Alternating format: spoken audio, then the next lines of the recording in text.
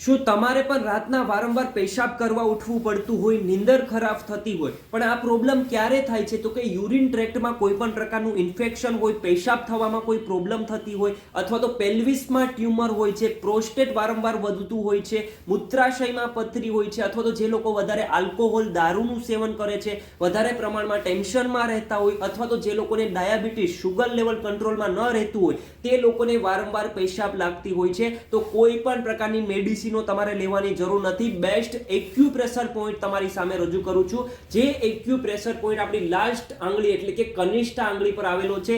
રાતના સૂતા પહેલા અને સવારે ઉઠતાની સાથે જ આવી રીતના તમારે કનિષ્ઠ આંગળીમાં 5 મિનિટ આવી રીતના માલિશ કરવાની છે. જોઈ શકો છો 5 મિનિટ તમારે જમણા હાથમાં અને 5 મિનિટ ડાબા હાથમાં માલિશ કરવાની છે. આનાથી તમારી કિડનીની ઉર્જામાં વધારો થશે, અને જે લોકોને વારંવાર પેશાબ લાગતી હોય છે, રાતના નીંદર ખરાબ થતી હોય છે, તે પ્રોબ્લેમ કોઈ પણ દવા ઇન્જેક્શન વગર સોલ્વ થઈ જશે. માહિતીને બધા લોકોને શેર કરો, આ માહિતી બધા લોકોને ખૂબ કામ લાગશે.